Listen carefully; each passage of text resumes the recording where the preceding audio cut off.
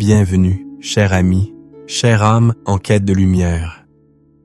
Bienvenue dans cet espace sacré, un sanctuaire de paix que nous allons bâtir ensemble, ici et maintenant.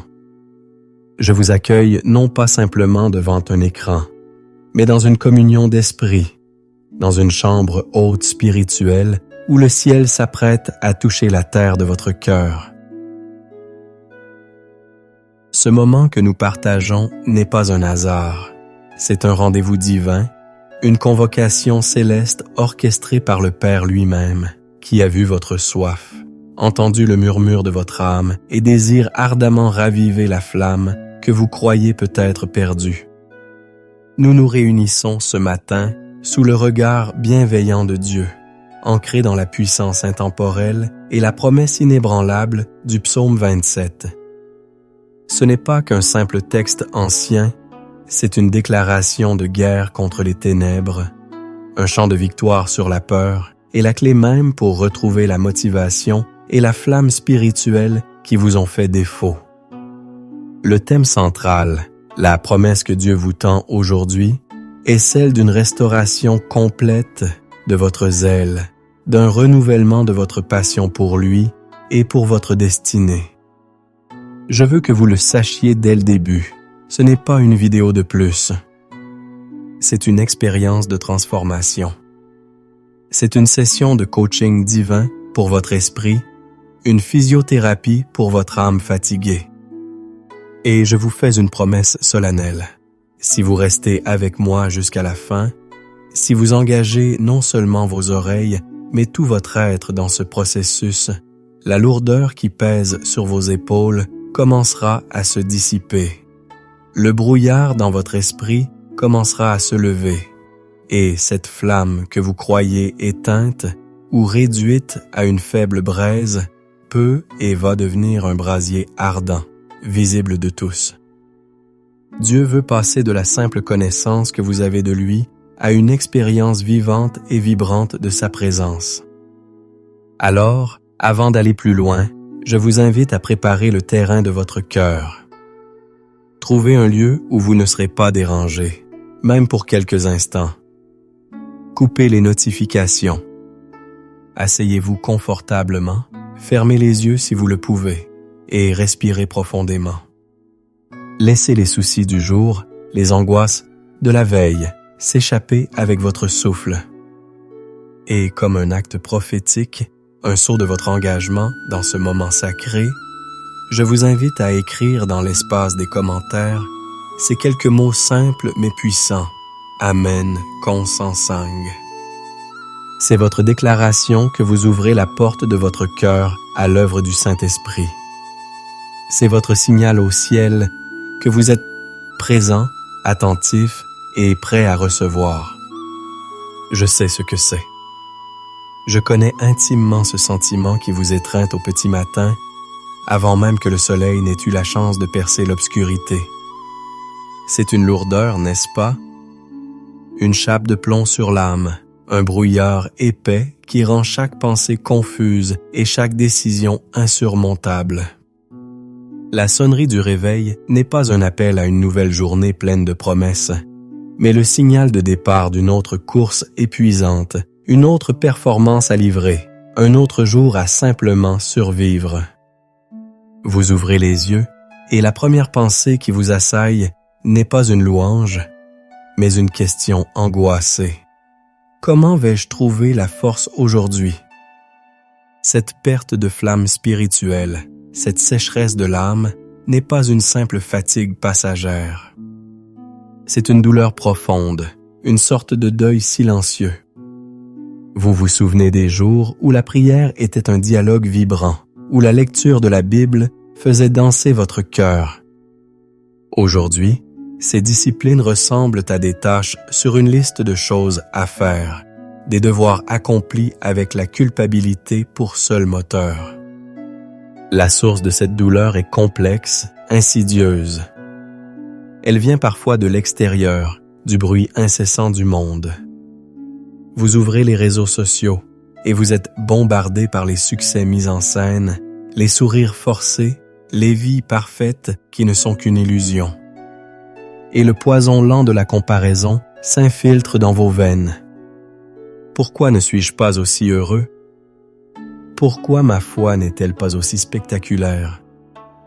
Pourquoi Dieu semble-t-il répondre à leurs prières et pas aux miennes? Chaque publication devient un miroir déformant qui vous renvoie une image de votre propre insuffisance. La douleur vient aussi de l'intérieur, des fantômes de votre passé. Un échec cuisant qui vous a laissé un goût de cendre dans la bouche et la conviction que vous n'êtes pas à la hauteur. Des paroles blessantes prononcées il y a des années par un parent, un enseignant, un ami qui résonnent encore dans les couloirs de votre esprit comme un verdict immuable. Tu n'y arriveras jamais. Tu n'es pas assez bon.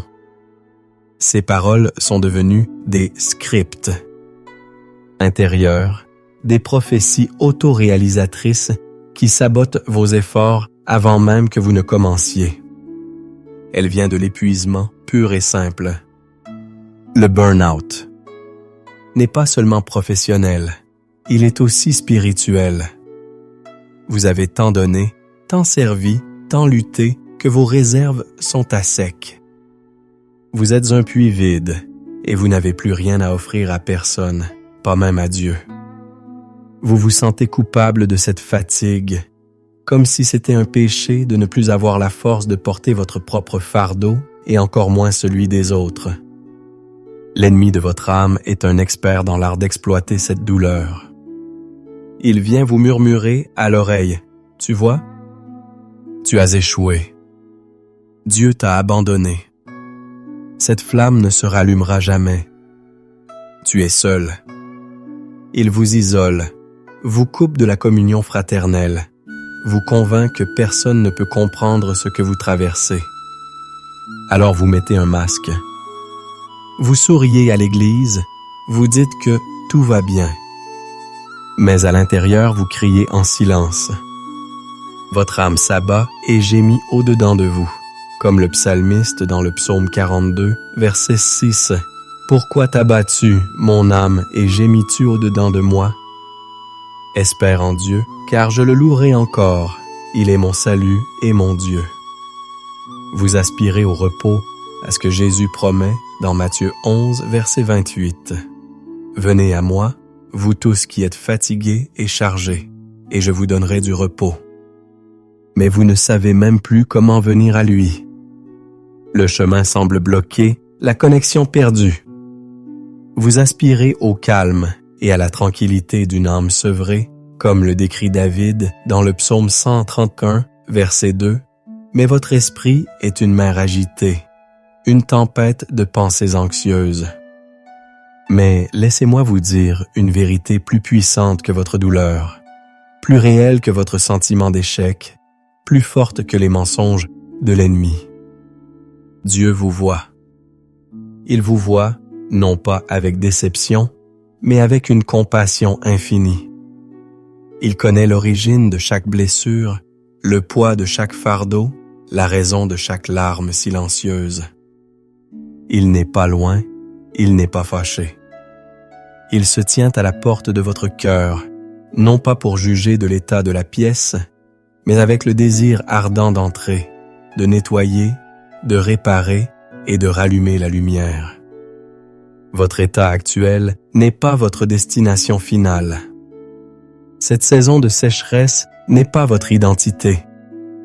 C'est un chapitre, pas toute l'histoire. Et aujourd'hui, par la puissance du psaume 27, nous allons inviter l'auteur de la foi à commencer un nouveau chapitre.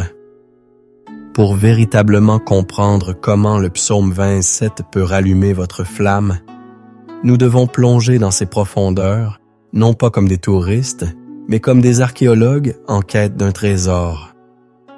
Ce psaume, écrit par David, un homme qui a connu les sommets de la royauté et les abîmes du désespoir, est une symphonie de la foi, une feuille de route pour naviguer dans les ténèbres.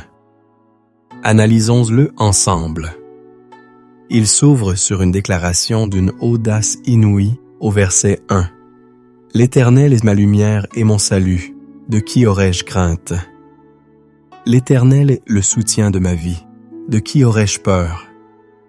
David ne dit pas que l'Éternel donne la lumière, mais qu'il est la lumière. Le mot hébreu ici est or. Ce n'est pas la lumière d'une bougie ou d'une lampe, c'est la lumière primordiale, la lumière de la création, la source même de toute clarté. Lorsque vous manquez de motivation, ce n'est souvent pas un manque de volonté, mais un manque de lumière. Vous ne voyez plus clair, le chemin est obscur, le but est flou. David nous dit que la solution n'est pas de chercher une nouvelle stratégie, mais de se reconnecter à la source de toute lumière.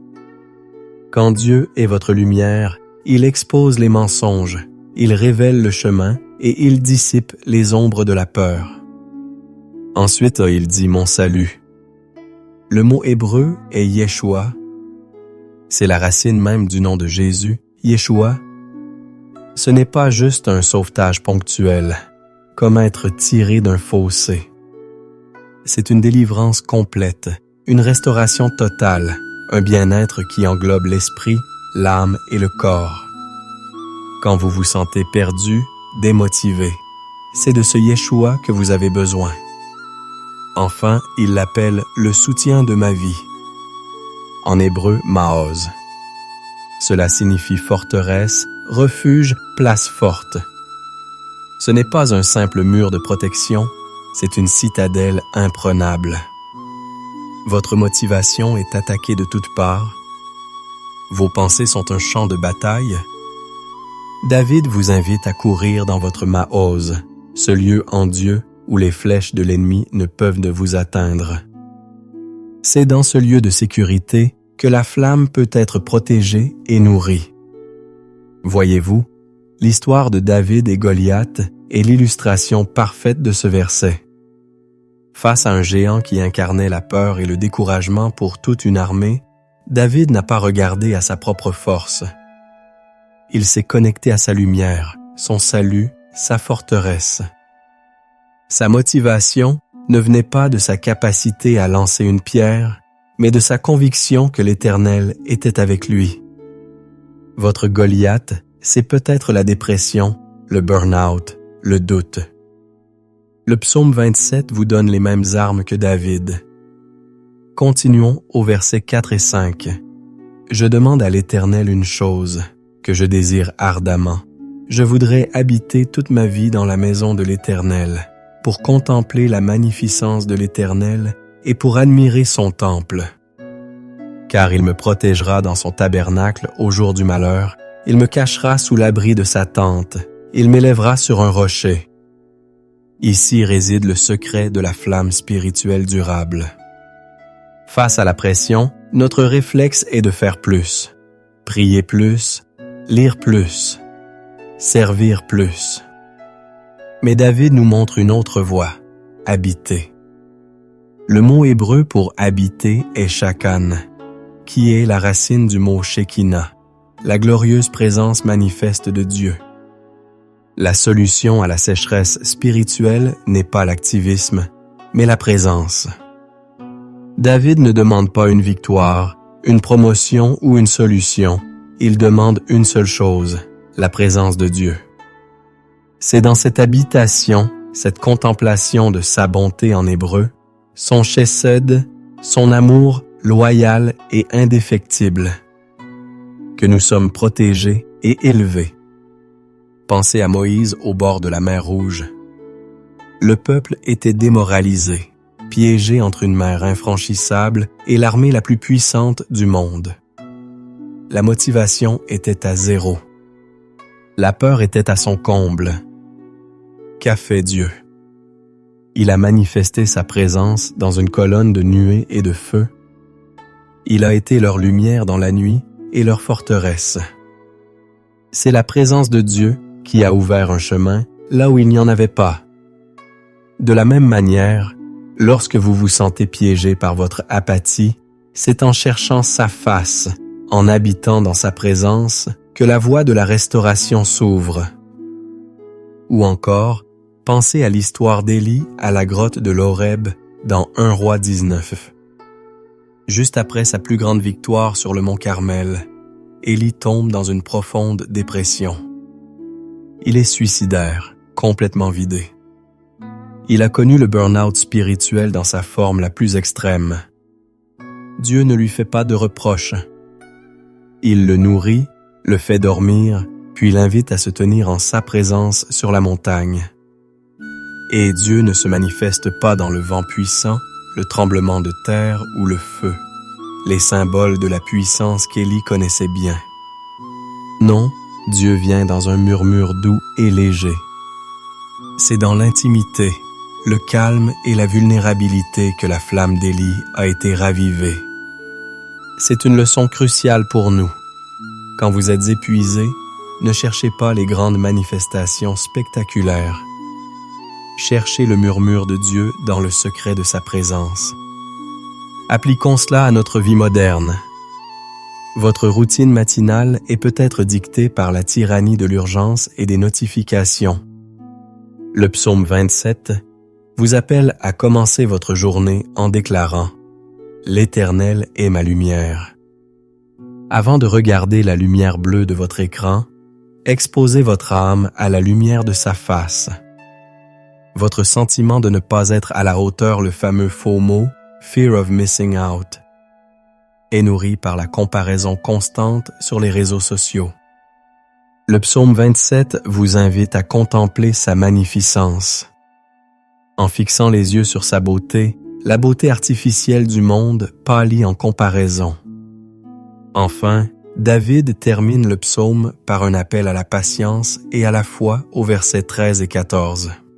Oh! Si je n'étais pas sûr de contempler la bonté de l'Éternel sur la terre des vivants, espère dans l'Éternel. Fortifie-toi et que ton cœur s'affermisse. Espère en l'Éternel.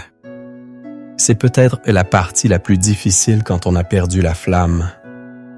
Attendre. Mais ce n'est pas une attente passive. C'est une attente active, une espérance confiante. C'est choisir de croire que la bonté de Dieu n'est pas réservée pour le ciel, mais qu'elle est disponible ici et maintenant. C'est un commandement à notre propre cœur. Fortifie-toi. Affermis-toi. L'histoire du roi Ézéchias face à l'armée assyrienne illustre cela.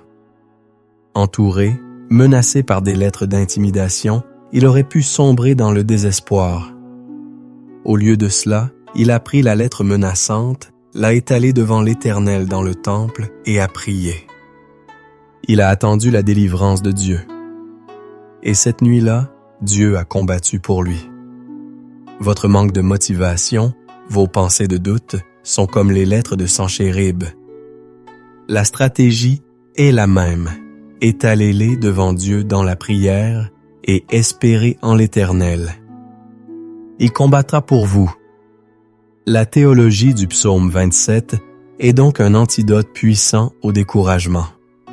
Elle nous recentre sur l'identité de Dieu, lumière, salut, forteresse, redéfinit notre priorité habitée dans sa présence et renouvelle notre stratégie attendre avec une espérance active. Maintenant que notre esprit a été nourri par la richesse de la parole, il est temps de préparer notre cœur à entrer dans un dialogue direct avec le roi. La prière n'est pas seulement un monologue où nous présentons nos requêtes. C'est une rencontre, une communion. Et comme pour toute rencontre importante, il est bon de se préparer. Je vous invite donc à prendre une posture de révérence, que ce soit assis, à genoux ou debout. L'important est que votre corps reflète l'attitude de votre cœur. Fermez les yeux pour éliminer les distractions extérieures et tournez votre regard vers l'intérieur, vers le sanctuaire de votre esprit où Christ a élu domicile. La première étape de cette préparation est l'humilité et la repentance. Reconnaissons que notre flamme ne s'est pas éteinte toute seule. Nous avons parfois contribué à l'étouffer en cherchant la lumière et la satisfaction dans d'autres sources que Dieu, en laissant l'amertume ou le ressentiment prendre racine, en négligeant notre relation avec lui. La Bible nous dit dans 1 Jean 1, verset 9, « Si nous confessons nos péchés, il est fidèle et juste pour nous les pardonner et pour nous purifier de toute iniquité. » Alors, dans le silence de votre cœur, prenez un instant pour confesser simplement « Père, pardonne-moi ». La deuxième étape est de libérer le pardon. Une âme chargée de rancœur est une âme lourde qui ne peut s'élever. Le manque de pardon est un poison qui éteint la flamme de la joie. Pensez à une personne qui vous a blessé, dont les paroles ou les actes ont contribué à votre découragement. Prenez la décision consciente de lui pardonner, non pas parce qu'elle le mérite, mais parce que vous méritez d'être libre. Comme Jésus nous l'enseigne dans Matthieu 6, verset 15. « Mais si vous ne pardonnez pas aux hommes, votre Père ne vous pardonnera pas non plus vos offenses. » Le pardon est une clé qui nous libère nous-mêmes. Et n'oubliez pas de vous pardonner à vous-même vos erreurs et vos échecs. La troisième étape est la consécration, l'offrande de votre volonté. Jacques 5, verset 16, nous encourage à confesser nos fautes les uns aux autres et à prier les uns pour les autres pour être guéris. Dans cet esprit de transparence devant Dieu, offrons-lui maintenant notre cœur tel qu'il est, fatigué, blessé, peut-être endurci. Dites-lui simplement, « Seigneur, je te donne mon cœur. Je te donne ma fatigue, mes doutes, mon manque de motivation. Prends tout. Je ne veux plus porter cela seul. Je me consacre à toi à nouveau ce matin. » Avec ces trois clés, la repentance, le pardon et la consécration, la porte de votre cœur est maintenant grande ouverte. Le terrain a été labouré, prêt à recevoir la semence de la parole et la pluie rafraîchissante du Saint-Esprit. Vous êtes prêt à entrer dans le lieu très saint, à dialoguer avec votre Père. Père céleste, en ce matin nouveau, nous nous approchons de ton trône de grâce avec confiance, non pas en vertu de nos propres mérites, mais par le sang précieux de Jésus qui nous a ouvert le chemin. Nous entrons dans ta présence avec adoration et louange, car tu es digne, ô Dieu, de recevoir toute gloire, tout honneur et toute puissance. Nous te louons, toi qui es hors notre lumière. Tu es la lumière qui a brillé dans les ténèbres au commencement, la lumière qui a vaincu les ténèbres du tombeau et la lumière qui brille maintenant dans les recoins les plus sombres de nos cœurs. Tu es la clarté dans notre confusion, la direction dans notre égarement, la vérité qui expose chaque mensonge. Nous t'adorons, toi qui es Yeshua, notre salut. Tu es le Dieu qui sauve, qui délivre, qui restaure. Tu nous as sauvés de la condamnation du péché. Tu nous sauves chaque jour de la puissance du mal, et tu nous sauveras un jour dans la plénitude de ta gloire. Tu es notre rédemption, notre guérison, notre paix. Nous t'exaltons, toi qui es Maôz, notre forteresse. Tu es notre abri sûr, notre refuge dans la tempête, notre citadelle imprenable. Quand les ennemis de nos âmes nous assaillent, quand les vagues de l'anxiété menacent de nous submerger, nous courons en toi et nous sommes en sécurité. Tu es notre rocher, notre bouclier, notre puissant libérateur. Reçois notre adoration Père, Fils et Saint-Esprit. Seigneur Jésus, nous venons devant toi avec des cœurs transparents. Je confesse devant toi ma lassitude. Je confesse mon apathie, les matins où la prière est un fardeau, les jours où ta parole semble sans vie. Pardonne-moi, Seigneur, pour les fois où j'ai cherché à remplir le vide de mon âme avec les distractions du monde, avec le travail, avec la reconnaissance des autres, avec tout et n'importe quoi sauf toi. Je dépose à tes pieds cette flamme vacillante que je n'arrive plus à ranimer par mes propres forces. Je te remets la douleur de la déception, le poids des échecs passés, le poison de la comparaison.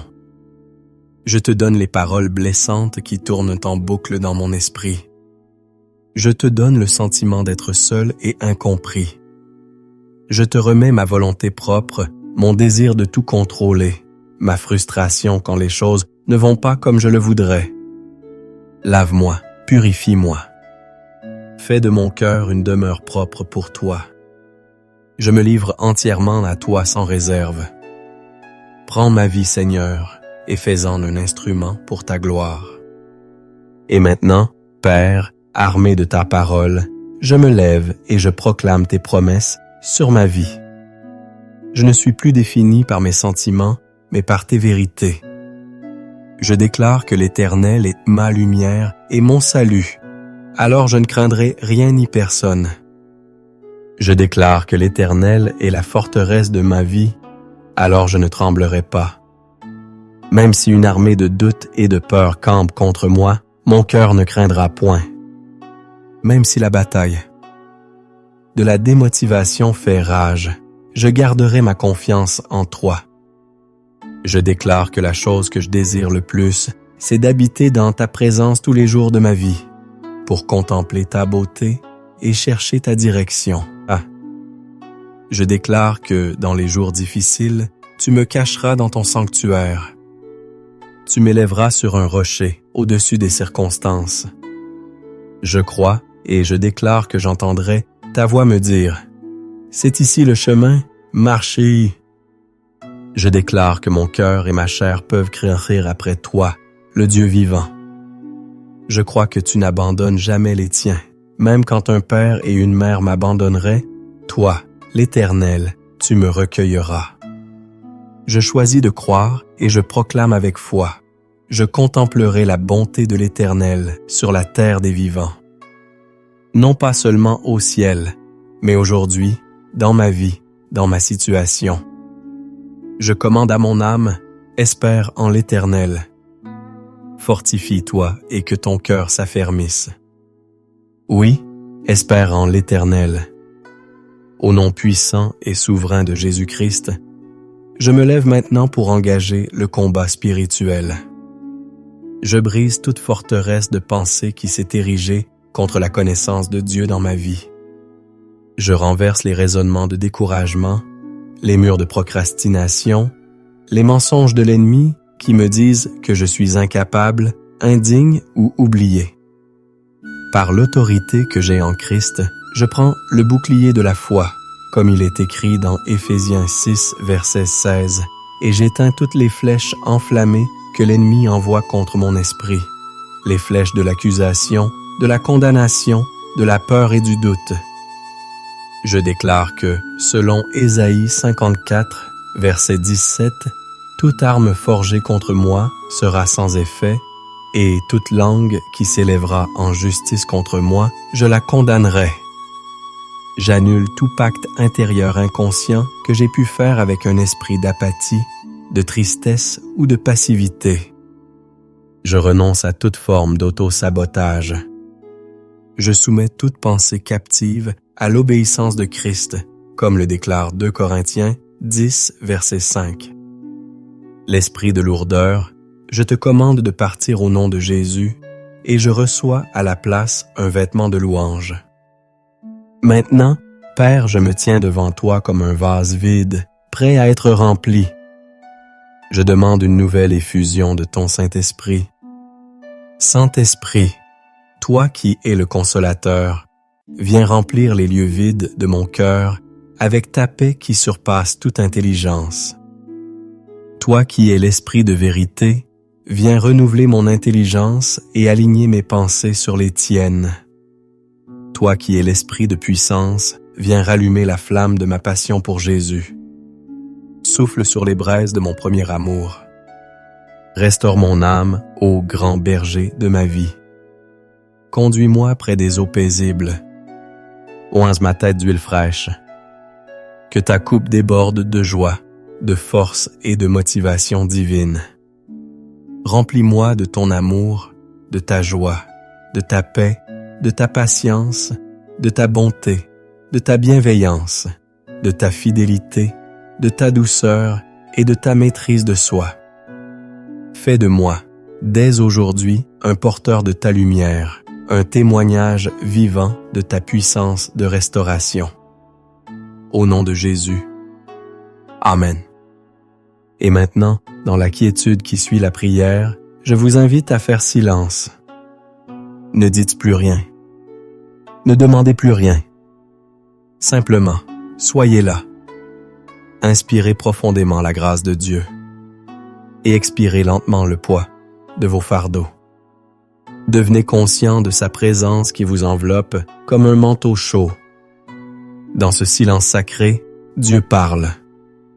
Ce n'est peut-être pas une voix audible, mais un murmure dans votre esprit, une conviction dans votre cœur, une image qui se forme dans vos pensées, un verset qui remonte à votre mémoire. Qu'est-ce que l'Esprit murmure à votre cœur en ce moment précis? Quelles paroles d'encouragement, de direction, d'amour veut-il vous donner pour cette journée? Ne vous précipitez pas. Attendez. Recevez. Écoutez. C'est votre moment personnel avec lui. Laissez-le imprimer sa vérité sur votre âme. Dieu parle à ton cœur. Accueille sa parole, garde-la précieusement, car elle est une lampe à tes pieds et une lumière sur ton sentier.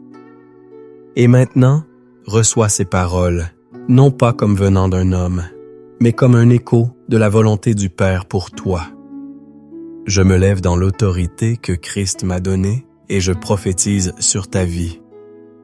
Sur ta vie spirituelle, je déclare que tu n'es plus une âme abattue, mais un adorateur passionné. Je déclare que tu es une brebis qui connaît la voix de son berger et que tu le suis avec joie, comme il est écrit en Jean 10, verset 27. La sécheresse spirituelle prend fin maintenant au nom de Jésus. Sur ta santé, qu'elle soit physique, mentale ou émotionnelle, je déclare la puissance de la guérison divine. Par les meurtrissures de Jésus, tu as été guéri, comme le proclame Ésaïe 53, verset 5. Je commande à tout esprit d'infirmité, d'anxiété et de dépression de te lâcher. Reçois la force, la vitalité et la paix de Christ. Sur tes finances et ton travail, je déclare que la faveur de Dieu t'accompagne. Je déclare que le ciel est ouvert au-dessus de toi, que l'Éternel t'enverra la pluie en sa saison et qu'il bénira tout le travail de tes mains. Tu ne seras jamais la queue, mais toujours la tête, selon Deutéronome 28, versets 12 à 13. La stagnation prend fin, la promotion divine est ta portion. Sur ta famille et tes relations, je déclare que tes enfants sont instruits par l'Éternel et que leur paix est grande, comme le promet Ésaïe 54, verset 13. Je déclare que tes relations sont restaurées, que l'unité et l'amour de Christ règnent dans son foyer. Toute division, toute querelle est brisée maintenant. Sur ta destinée et ton appel, je déclare que tu es l'ouvrage de Dieu, créé en Jésus-Christ, pour de bonnes œuvres qu'il a préparées d'avance afin que tu les pratiques, comme l'affirme Éphésiens 2, verset 10. La confusion sur ton but s'arrête. Tu marches à partir d'aujourd'hui avec clarté, assurance et une sainte motivation. Sur ta protection quotidienne, je déclare que l'Éternel gardera ton départ et ton arrivée, dès maintenant et à jamais. Comme le dit le psaume 121, verset 8, tu es sous la protection du Tout-Puissant. Aucun mal ne t'arrivera, aucun fléau n'approchera de ta tente. Sur ta joie et ta paix, je déclare que le Dieu de l'espérance te remplit de toute joie et de toute paix dans la foi pour que tu abondes en espérance par la puissance du Saint-Esprit, selon Romains 15, verset 13. La lourdeur part, la joie de l'Éternel devient ta force. Et maintenant, reçois la bénédiction sacerdotale de Nombre 6, versets 24 à 26. Que l'Éternel te bénisse et qu'il te garde. Que l'Éternel fasse luire sa face sur toi et qu'il t'accorde sa grâce. Que l'Éternel tourne sa face vers toi et qu'il te donne la paix. Amen. Nous arrivons à la fin de notre temps ensemble, mais ce n'est pas une conclusion, c'est un commencement. La prière que nous avons faite, la parole que nous avons proclamée, ne sont pas des paroles en l'air. Ce sont des semences de vie plantées dans le sol de votre cœur. La flamme Aswata a été ravivée, la lumière a été allumée. Votre mission maintenant est de la protéger et de l'entretenir. Gardez précieusement cette parole dans votre cœur. Revenez-y tout au long de la journée. Lorsque le doute essaiera de revenir, lorsque la fatigue pointera son nez, rappelez-vous qui est votre lumière, votre salut et votre forteresse. Je veux vous encourager à prendre un engagement. Faites de cette prière votre souffle matinal pendant les 7 prochains jours. Revenez à cette vidéo chaque matin et laissez ces vérités s'enraciner profondément en vous jusqu'à ce qu'elles deviennent votre première réaction et non plus votre dernier recours. Vous verrez une transformation s'opérer. Si ce moment a été une bénédiction pour vous, si vous avez senti le toucher de Dieu, je vous demande de faire 3 choses. Premièrement, montrez-le en cliquant sur le bouton « J'aime ». C'est plus qu'un simple clic, c'est un témoignage que Dieu a agi. Deuxièmement, partagez cette vidéo avec quelqu'un qui, vous le savez, traverse une saison de sécheresse. Soyez le canal par lequel Dieu peut toucher et encourager une autre âme. Troisièmement, si ce n'est pas déjà fait, abonnez-vous à cette chaîne pour ne manquer aucun de nos futurs temps de prière et d'enseignement. Et enfin, j'aimerais beaucoup lire votre témoignage. Prenez un instant pour retourner dans la section des commentaires et écrire ce que Dieu a fait pour vous pendant cette prière. Votre témoignage fortifiera la foi de quelqu'un d'autre. Pour continuer ce temps avec Dieu, je vous invite à explorer notre playlist de prières matinales que vous trouverez sur la chaîne. Continuez à vous abreuver à la source. N'oubliez jamais, la flamme que Dieu a allumée en vous, personne ne peut l'éteindre. Marchez dans la lumière, vivez dans la victoire, et soyez une source de motivation pour ceux qui vous entourent. Allez dans sa paix et dans sa force. Amen.